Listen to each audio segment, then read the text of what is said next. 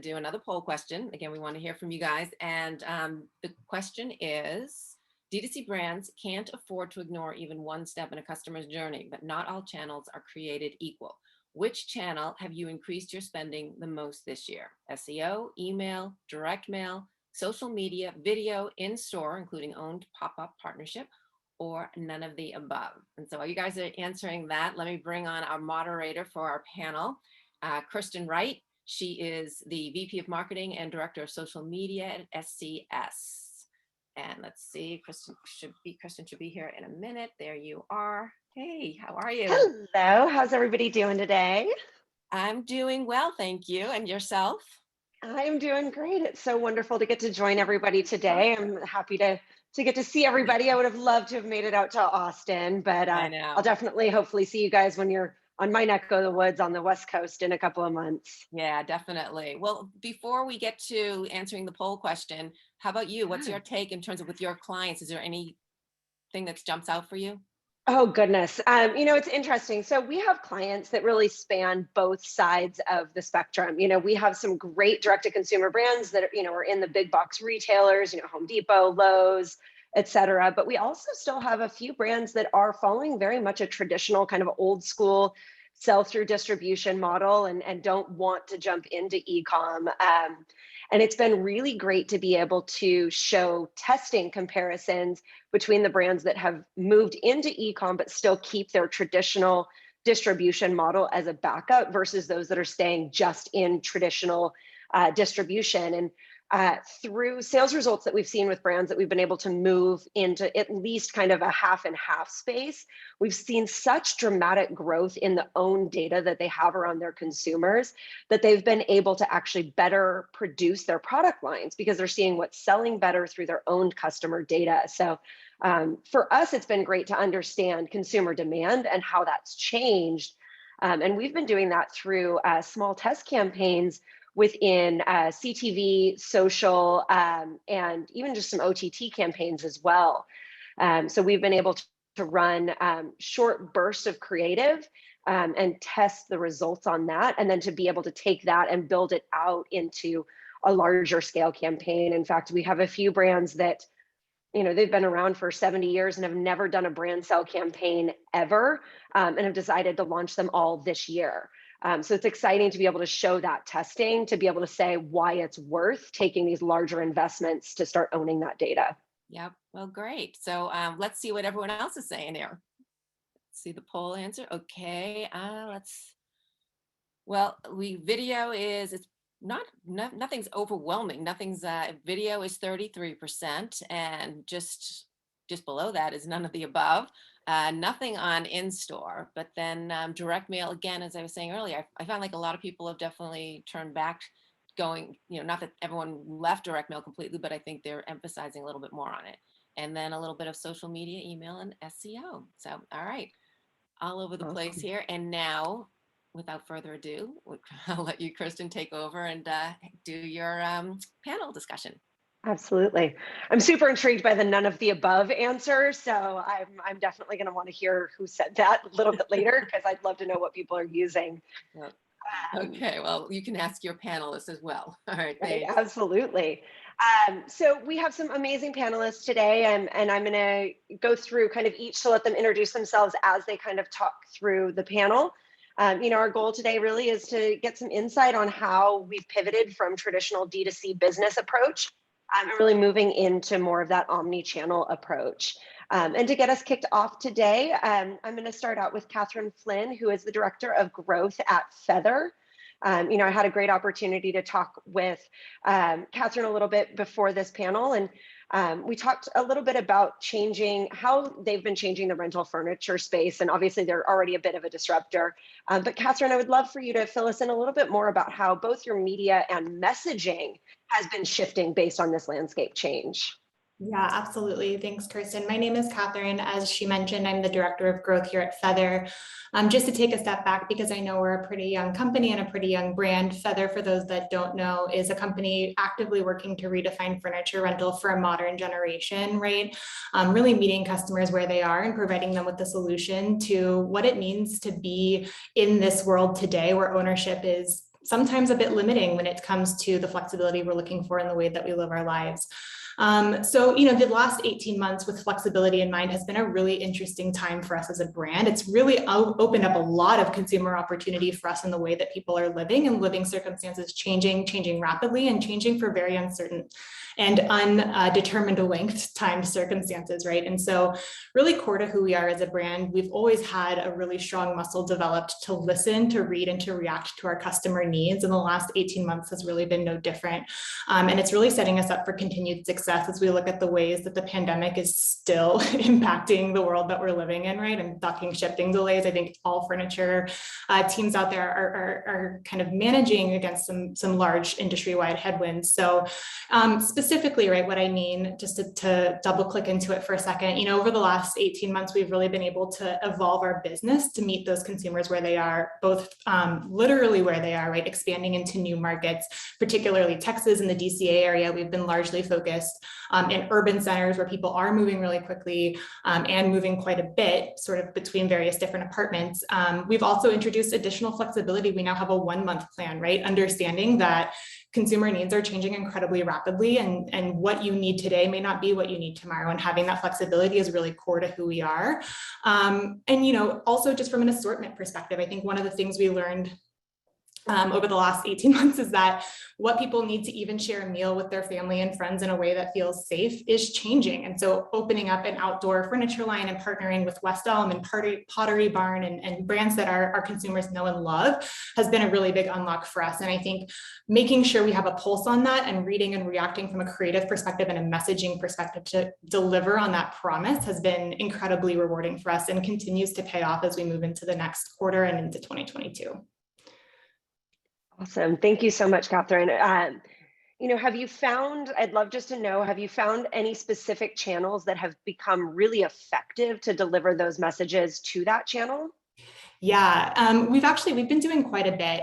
So it depends on the market, right? I think one of the things that we are learning, especially as we move into markets like Texas, which are pretty fundamentally different on a couple key axes from a market like New York City, is making sure we're meeting people where they are with the needs in their space. We just recently had a successful out-of-home campaign in the New York market. People returning to the city is kind of where we are now, and that has been a really impactful way for us to message to people who understand that life changes in a New York minute, and having an opportunity to come back to the city. Rents are higher, going back up. And so people looking to furnish their spaces maybe don't have the $6,000 on hand that it takes on average to furnish a 1-bedroom apartment. And so really ensuring that we're building that category awareness as people are moving back to the city to understand that there's a different way to rent furniture. Out of home and upper funnel tactics have also been just very strong for us. CTV is another one that really helps move the needle from a down funnel perspective when it comes to introducing not only Feather as a brand, but an alternative to traditional ownership. Awesome. Thank you so much, Kathryn. Really great insights there. I appreciate it. So next up is Rich Lesperance, and I'm sure I absolutely slaughtered your last name, and I apologize for that. Oh, you did great. Yes, I win today. Who is the Chief Marketing Officer at Tecovas Boots, actually based in Texas as well. When we chatted, I was really interested in the fact that, you guys have really gone against the grain of what everybody else has done, and you've leveled up in your retail space. So I would love to hear a little bit more, and if you can share about how that journey got started and what you guys have seen and how you've adjusted based on kind of the customer feedback from there as well. Well, first of all, you totally nailed my last name, but the company is pronounced Tecovas. Well, I knew I was going to screw That's up okay. one of them. That's okay. Yeah, no, we did expand our stores last year. Let me give a bit of a background on who we are, and then we'll talk about omnichannel. But Tecovas is the leading direct-to-consumer Western retailer. It's a really cool industry. Actually, I moved down here with my family for this role in Austin a year ago, and the company's 5 years old, predominantly online, but Western hasn't really had a brand that mainstream consumers can embrace. And so over the years, as Western has sort of come in and out of trend, you've got this really old school retailers and old brands that have been around, many of them for over 100 years. And whenever Western kind of comes into trend, you have like the Tom Fords of the world or whoever like make a Western boot or a Western shirt that year, and then it moves on to something else. And that's kind of the way it's been. And what's really cool about Tecovas is that we provide we have this modern experience. We have this really refined aesthetic that everybody can look good in. And, trust me, I grew up in Michigan and Chicago, and the first pair of Western boots I ever owned was for my job interview for Tecovas. So, now I have like 20 pairs, but, because I work there, but it's really cool to see people say the first pair I ever bought is you guys. And the whole model is really designed to take advantage of what we do, what a lot of D2C brands do really well today, which is like an amazing experience online. The box you get is beautiful. The whole experience with, free returns, free shipping. So it's really like, if you think of it, all your favorite D2C brands and just imagine that applied to Western, that's really who we are. And it's really elevating the whole shopping experience beyond what it's been. And what essentially has been for so long is kind of this this sort of mishmash of products, cluttered up boxes on shelves, no one there to help you, everything from like $100 boots to $3,000 boots, and it's just a big mess. And so, our stores are curated, our website's curated, everything is, really meant to make it easy for you to look awesome and feel great, and do it with, in a way that doesn't break your bank, and that you've got really, really like the best quality. Everything's handmade by the best artisans in the world, that we have agreements with. And so that's what we do. It's kind of who we are. And on the storefront side of this, it's, we actually almost doubled our retail footprint in 2020. And it's really because, first of all, there's a great opportunity there. Well, a lot of companies were pulling back for us to play some offense. But, frankly, a lot of it is our brand is so tied up in this experience of going to the store. I mean, we love our e-commerce business. And, but for a lot of people, for about 80% of the market still, the Western market lags behind a lot of other industries. And so a lot of it is retail. And so a lot of people want to smell the leather and they want to touch and feel them and make sure that the fit's right. And so our stores are such a great brand experience where you can come in, sit in a comfy couch, you can get a free boot shine. We have free beverages. During COVID, we definitely pulled back on some of the experiential aspects to keep people safe. And we launched an appointment scheduler, so we did a lot of sort of COVID things to make them safer and more COVID friendly. But we've definitely been accelerating on the footprint. And, in 2020, we opened as far west as Scottsdale, as far north as Nebraska, as far east as, Charleston and Charlotte. And so we're really quickly expanding from Texas has been kind of our core, but been expanding now beyond that to the rest of the country. That's fantastic. I really appreciate kind of the perspective on that. One of the things I'd love to know is, are you utilizing unique channels or any unique strategies to drive consumers into retail, to expand that, or is it just kind of a natural progression that your audience prefers retail? Yeah, I think it's both. And so, we have local marketing in the markets where we open stores, and we look at our e-commerce performance to figure out where the next market should be. And so we look to build up a critical mass of consumers online before we open stores in the markets. And we generally see a huge multiplying effect by doing that. And what we also, what we see is we can accelerate the word of mouth aspect of that by having an e-com base already in the market. So a lot of it is sort of, building a strong e-commerce business first, and all the ways that, you expect that would be. It's heavy digital marketing. Also, we're pretty heavily invested in TV and catalog. And I think that kind of builds a strong national strategy. And then we move towards opening a store. And then that's when we do more of the local marketing. And that's a combination of a lot of things. But we've got great relationships with local influencers. We do a lot around, we do a lot of research around those markets, trying to understand who the key influencers are, at luxury hotels and great restaurants. And, what we offer is a luxury product, a premium product. So we're looking for that consumer. But of course, also, local radio is important. All the other things, especially the tie into country music, is really fun for us. So yeah. The more that live music comes back, the more we can do to kind of tie into that, which is super fun. Awesome. Well, Rich, we had a question from one of the audience. Tom asked, can you recommend any best practices for tracking multi-channel purchases by customers? For example, he says, how do you know if John, the online customer, also happens to be an in-store purchaser? Multi-channel attribution. How much time do you have, Tom?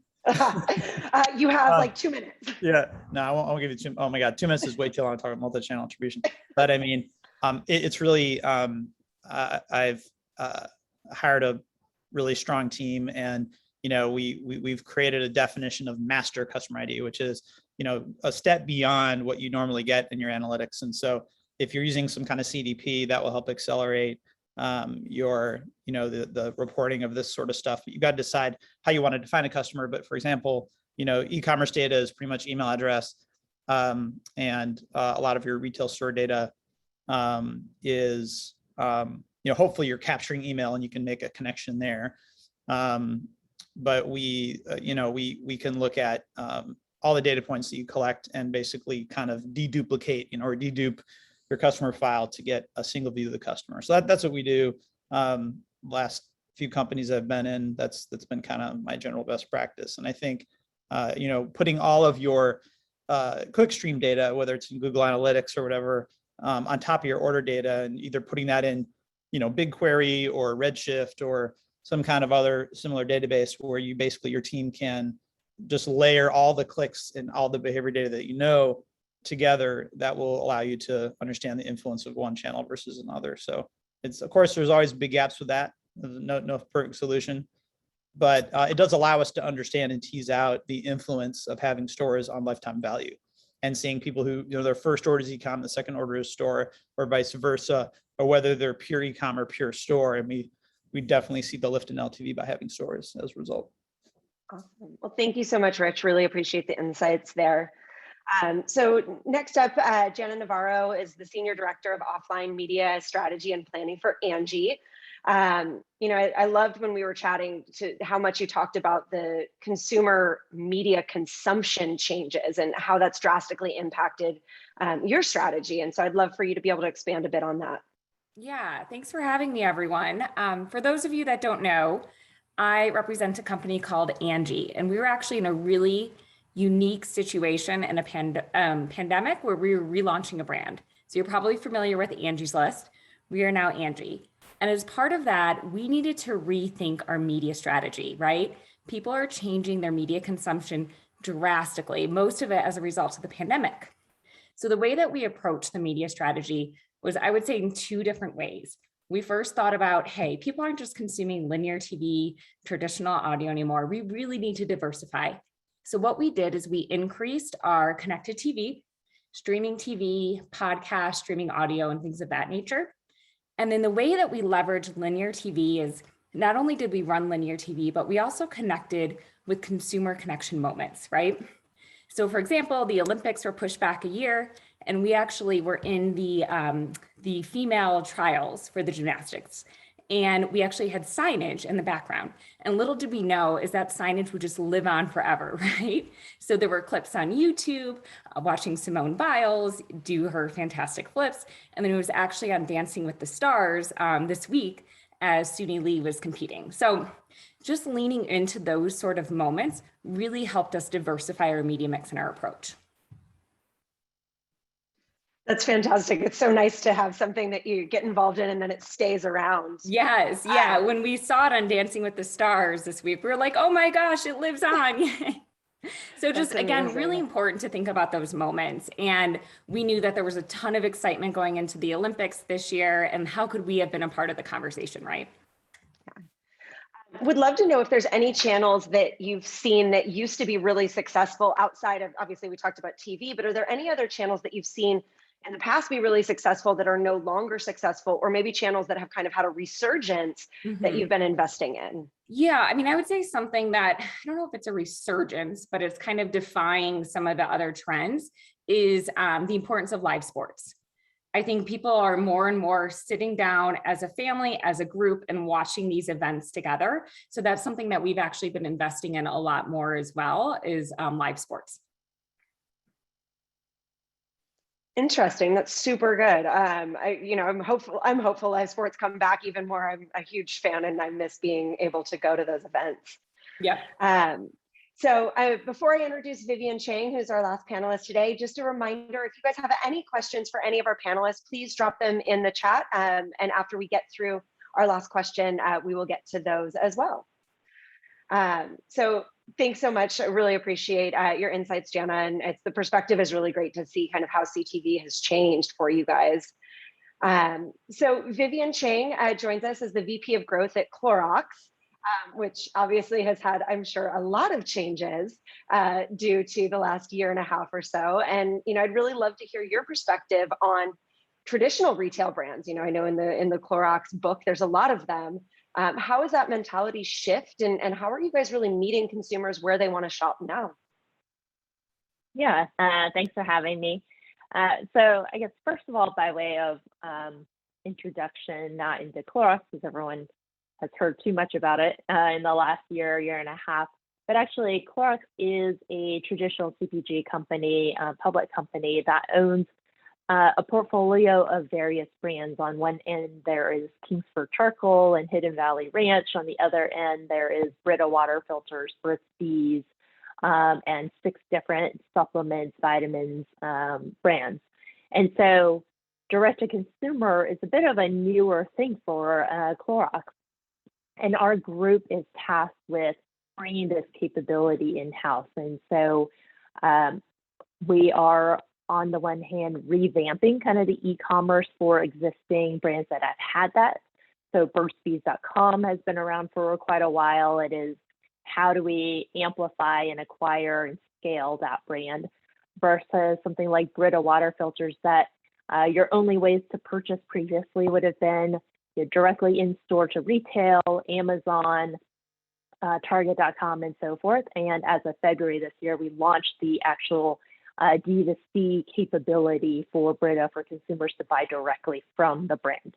And so that's what this group is, that's what we're involved in, is evaluating which of these retail brands make sense for potentially having direct to consumer. And there's a whole lot that goes into it, in particular, shipping costs. Those continue to rise, the pricing and how competitive can we be with an Amazon or with other retailers and retailer.coms, to think about it from margin profitability standpoint. Then also, what's the consumer value prop? Something like Brita makes a lot of sense because you buy the pitcher and you want a recurring filter subscription to continue to use the product, right? And so that makes sense for D2C.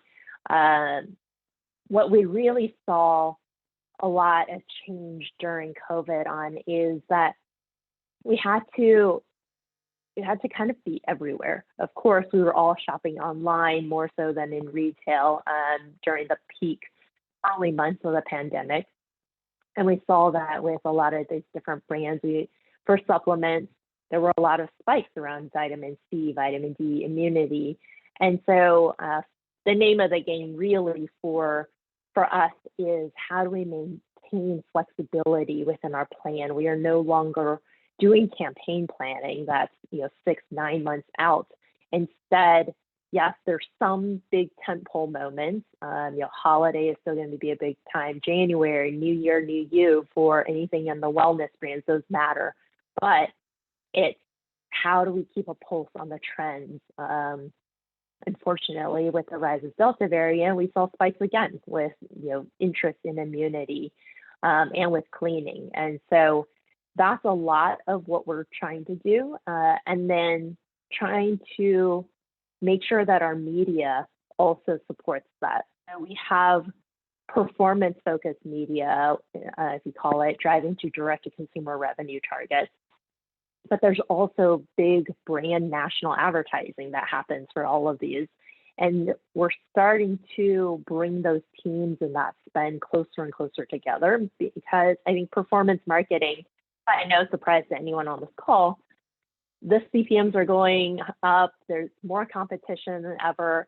And so you kind of tap out at some point at the Google, the paid socials, the affiliate, and bottom funnel channels, and we're moving to more offline, direct mail, DRTV, And also then piggybacking off of what might be more of a brand story, but attaching CTAs, attaching smart pricing strategies once someone does come to the website, so we can pull them through the full conversion funnel.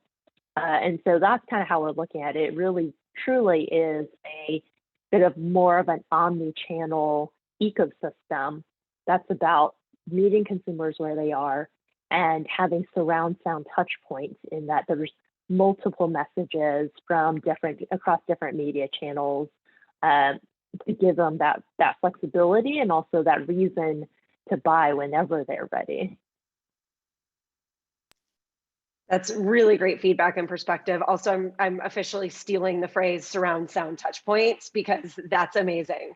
I think you kind of hit the nail on the head, and it's what the group has really talked about, is making sure that you're really understanding which touch points are most important for your customer. Awesome. Exactly right. Well, thank you guys again. I really appreciate it. I know we're at kind of those last few final minutes. Wrapping up, before we go to questions, is there any last minute kind of add-ons that anybody would like to wrap up with? Otherwise, we can turn it over to questions from the audience. Yep. Awesome.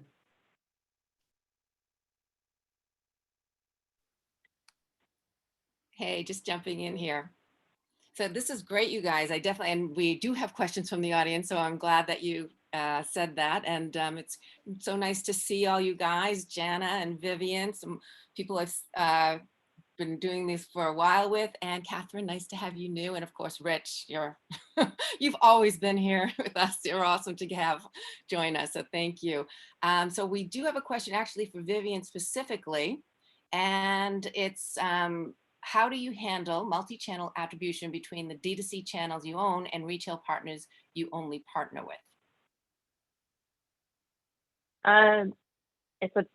It's very complicated, and I will say we do not have a silver bullet solution, but we do the best that we can. So first, it sounds very simple and basic, but it's making sure that all of our media touch points are tagged and tracked in the same way. So regardless of which agency is buying it, whether it's in-house or whether it's owned versus paid, we're making sure that all of that data can be ingested into a single data warehouse system. So that's the first step in trying to stitch that together. Today, with some of the shared cookies, shared targeting capabilities that still exist, we can do some of that pathing, and then some of it we can't. And then on the where do people actually purchase, it's honestly a little bit more high level. So looking at changing media mixes between different product SKUs, different brands, different DMAs, we're able to start to triangulate what's the effect of Facebook on Amazon purchases, or national advertising on how much search volume we're seeing. In DRTV, we know lists not just search interest, but also retail sales. And so it's kind of a combination of different things that we piece together to get to this answer of what's the real attribution of what we're doing. I think my belief is we try to get signals, and some of it ends up being intuition. We're no longer in a world where you can get to like perfect data that tracks every person down to media consumption and where they buy. That's just not the reality with walled gardens and offline and online. Well, and I think, and Rich, you kind of mentioned it a little bit in terms of you're used to that in-store and getting everyone, you really rely on that a lot. But when you have to expand out, are you finding that what you've been doing is actually made it you better in a sense moving forward? So then even once you can get in store, you sort of have, as we're talking about, that omni-channel presence. Yeah, it's experiencing the brand at retail and online is really the best possible experience, and we're trying to bring the best of both worlds to that. And so that's what's really cool is you can go to the store, you can order online from the store, you can go online and do all your research there, and then you can make an appointment to go to the store. So it's really meeting the customer where they are, and making it easy for them. So it sounds like it's kind of through not that COVID obviously is not anything that we would ever have wanted on us, but it's almost sort of made you guys step it up a little bit, you know, a little faster and be able to reach those people everywhere. So, well, again, you guys, great panel. Really appreciate the discussion. Kirsten, thank you so much for leading this off and being the moderator, and all you guys, really appreciate it. Vivian, Rich, Kathryn, and Janna. Again, and enjoy the rest of the summit. Some of you guys are in Austin, so have